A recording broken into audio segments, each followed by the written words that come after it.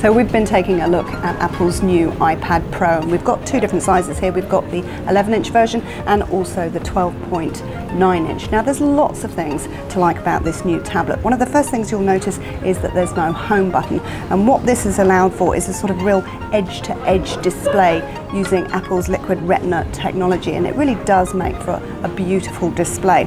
It's got Face ID now, which is really easy to use, and you can hold the tablet pretty much in any direction and still unlock your device, which is good. It's got a USB-C port. Now, one of the only downsides of this is that you can't really plug in external devices such as a flash drive, so it won't be useful for everyone.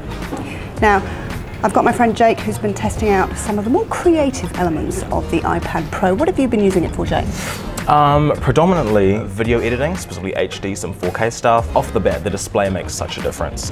Even with, the lack of bezels, being able to really hone in on kind of what you're doing visually is of a massive help, especially with the new backlit display design. It really makes colors and contrast pop quite a bit. Now, Apple's quite proud of its new pencil. This is the second generation pencil. It does allow you to do quite a lot, and it comes with a range of different gestures, and the third-party app developers are going to be doing a lot with this as well in some of their apps, and it's really quite fun. It charges wirelessly and just by clipping on like that magnetically. If you had to say your main like and dislikes, what would they be? I think the main like overall would probably be the A12X chip that's packed under the hood of this thing. It's wicked fast. At one point I had audio recording and video editing and photo editing all happening at the same time simultaneously and with zero lag, no problems at all. And if you had to look at who would be buying these machines, would you recommend them for somebody that already owns an iPad Pro? Who would you be aiming them at?